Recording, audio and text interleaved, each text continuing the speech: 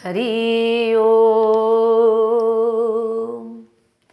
मंगल भवने अमंगल हारी, उद्रवौ सुदशरथ अजिर बिहारी।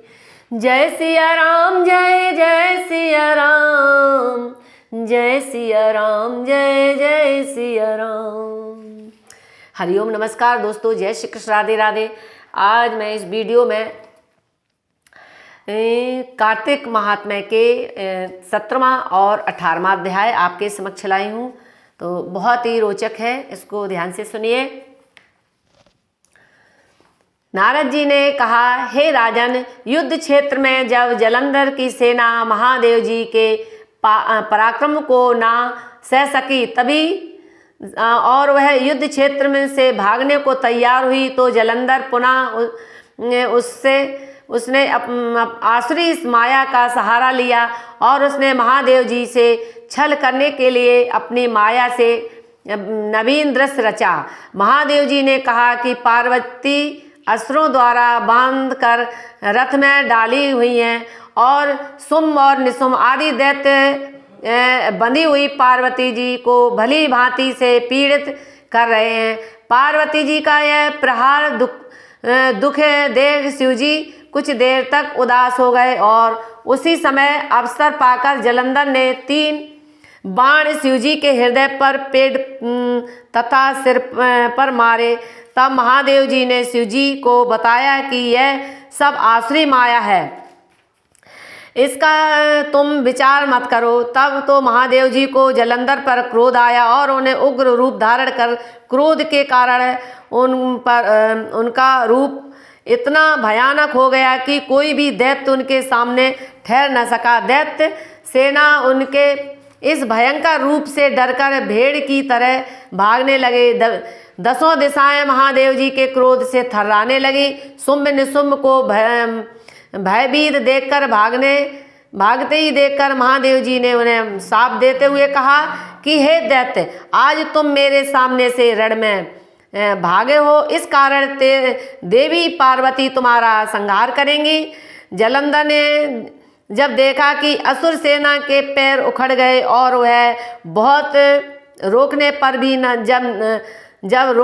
रोकी ना जा रही तो उसने बहुत विकराल रूप धारण कर महादेव जी के सामने आकर युद्ध करना प्रारंभ किया और उसने असंख्य बाणों की वर्षा की। जलंधर के बाणों से महादेव जी ढक गए। इसी समय मौका पाकर जलंधर ने महादेव जी के वाहन नंदी को एक परिध मारकर घायल कर दिया और नंदी भाग खड़ा हुआ।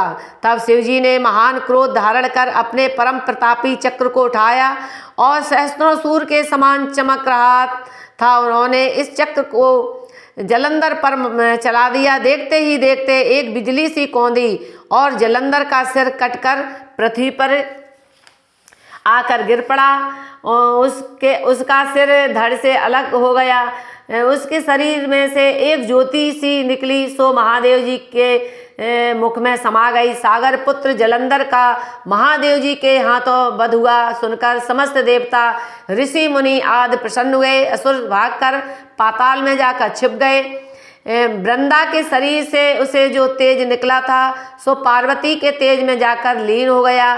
समस्त दिशा में महादेव जी पार्वती की जय जयकार होने लगी। भगवान शिव ने जब जलंधर को मार दिया और देवताओं को अभय किया, उस समय देवता एकत्रित होकर शिव जी के सम्मुख जाकर बोले, हे देव, आपने जलंधर का वध करके हम समस्त देवताओं को अभय किया है। हे नाथ, एक नवीन घटना होने से स्थित कुछ जटिल हो गई है। भगवान विष्णु ने छल से वृंदा का सतीत्व भंग किया है। इसी कारण है भगवान विष्णु वृंदा पर मोहित होकर उसकी चिता के पास बैठे उनकी भस्मी को मलते रहते हैं। आप शीघ्र ही ऐसा कोई उपाय बताएं जिससे हम भगवान विष्णु का मोह दूर कर सकें। शिवजी बोले, विष्णु का मोह दूर करने के लिए तो योग माया की शरण में जाओ। हे राजन, शिवजी के इस वचनों को सुनकर देवता योग माया के पास गए और महादेव जी अपने गणों सहित युद्ध क्षेत्र में चलकर कैलाश पर जा पहुँचे। देवताओं ने तब योग माया की स्तुति की, इस प्रकार करना प्रारंभ किया। हे सृष्टि, तेरे ही तेज से सत रज तम तीनों प्रकार के गुण उत्पन्न हुए हैं। तेरी ही मनो इच्छा से समस्त संसार की उत्पत्ति, पालन और नाश होता है। तेरे भेद को देवता भी नहीं जान सकते हैं। तेरा रूप और कर्म कोई नहीं जानता है। तेरी साधना करने वाले पुरुष सदैव प्रसन्न रहते हैं। उनको दरिद्र, भय, मोह, लोभ आदि कुछ भी नहीं व्यापता है। हे भक्त वत्सल मूल प्रकृति, हम तुमको बारंबार नमस्कार करते हैं।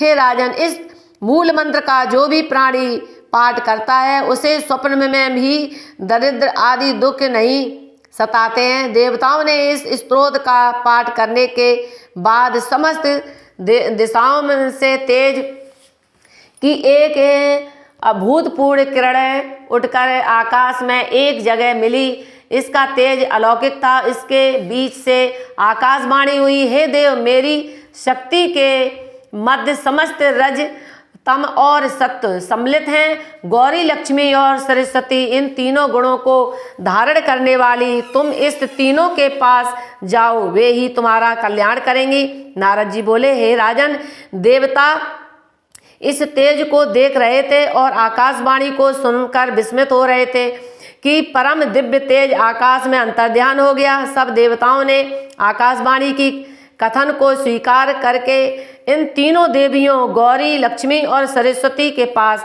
जाना स्वीकारा। वे उनके पास जब गए तो परम भक्त वत्सल देवियों ने देवताओं को अपनी शरण में आया देखकर उनको बीज देकर कहा, इन बीजों को तुम विष्णु भगवान के निकट जाकर बो देना, तुम्हारा कार्य पूरा हो जाएगा। देवताओं ने जाकर उन बीजों को उस चिता पर जाकर बो दिया और जहाँ भस्म में पड़े हुए भगवान विष्णु वृंदा का शोक कर रहे थे। सूत जी बोले, हे ऋषियों, यह अति गुह्य कथा है। जो भी प्राणी एकाग्रचित से होकर इस कथा का पाठ करता है अथवा सुनता है, उसे कभी विघ्न बाधाएं नहीं सताती हैं। उसे पृथ्वी के सम्मुख वैभव प्राप्त होते हैं, धन संतान की प्राप्ति होती है। 18वां अध्याय। नारद जी बोले, हे राजन, देवताओं ने तीनों महादेवियों से प्राप्त कर इन बीजों को जब वृंदा के चिता स्थान पर बो दिया तो वहाँ इन बीजों से 3 वनस्पतियाँ उत्पन्न उपजी। लक्ष्मी के बीज से मालती, सरस्वती के बीज से धात्री और पार्वती के बीज से तुलसी। इन उत्तम वृक्ष लताओं को देखकर भगवान विष्णु का विषाद मिट गया। विष्णु ने वृंदा की लालसा जरने वाली नेत्रों को कामाशक्ति होकर जब उनकी तरफ देखा तो धात्री व तुलसी ने विष्णु को सप्रेम अपनाया, मगर लक्ष्मी ने ईर्षावश होकर बीज प्रदान किया था। इस कारण वह विष्णु को प्रिय न हो सके। इसी कारण उस बीज से उत्पन्न होने वाली वनस्पति ईर्षालु स्वभाव वाली हुई और उसका नाम बर्बरी पड़ा। धात्री और तुलसी भगवान विष्णु को अति प्रिय हुई। हे राजन, वृंदा का शोक भूलकर भगवान विष्णु धात्री और तुलसी को अपने वैकुंठ को ले गए। यही कारण है कि कार्तिक मास में भगवान विष्णु ने के पूजन के साथ जब तुलसी का पूजन नहीं होता है तब उस प्राणी को कार्तिक मास के सेवन का फल प्राप्त नहीं होता है। वृंदा के नाम से तुलसी को भी इसी कारण पुकारा जाता है कि उसने वृंदा के शोक से दुखी विष्णु के हृदय को प्रीति लाभ दिया। तुलसी का वन समस्त पापों का नाश करने वाला है। जिस गृहस्थ के घर में तुलसी का वृक्ष रहता है वहाँ सकल सिद्धियाँ एवं स्वयं विराजती हैं। वहाँ यम के दूत भूल कर भी नहीं जाते हैं। जो पुण्य नर्मदा के दर्शन और गंगा के स्नान से प्राप्त होता है वही तुलसी के संसर्ग से मिलता है। तुलसी का पौधा लगाने, उसका पालन करने, नित्य पानी देना तथा दर्शन करने से प्राणी के समस्त पाप नष्ट हो जाते हैं, उनका शरीर निर्मल हो जाता है। जो भी प्राणी तुलसी की मंजरियों से भगवान विष्णु और शिव जी का पूजन करता है वह मोक्ष पा लेता है। उसका पुनः जन्म नहीं होता है। पुष्कर, तीर्थ, गंगा नदी, वासुदेव जैसे देवता तुलसी में वास करते हैं। जो प्राणी मरते समय देह पर तुलसी रज लगा लेते हैं वे सीधे वैकुंठ लोक को जाते हैं। वह प्राणी सदैव भगवान विष्णु के समीप वैकुंठ लोक में वास करता है।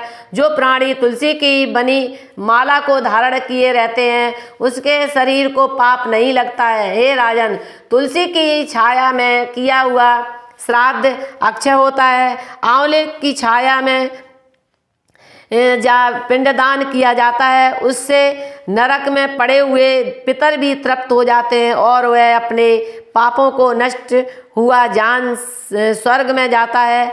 जो भी प्राणी मुख, मस्तक व शरीर के अन्य किसी अंग पर आंवला धारण करके रहता है वह विष्णु के स्वरूप के समान माना जाता है। जिस प्राणी के शरीर पर आंवला का फल, मुख में तुलसी और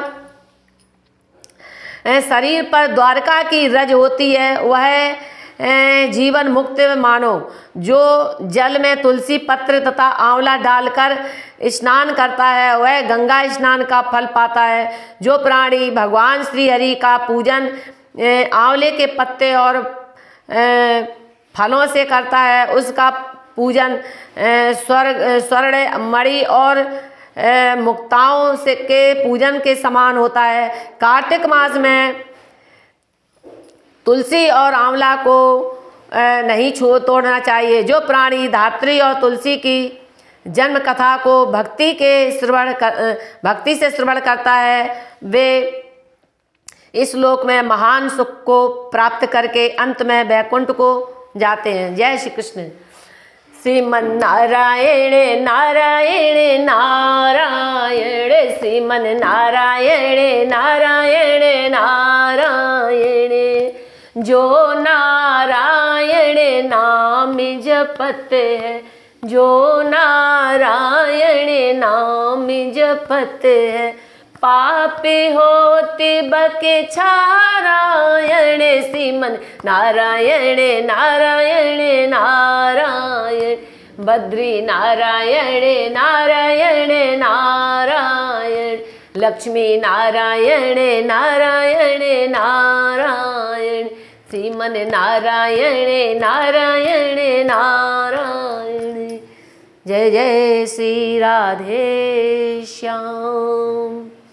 नमस्कार।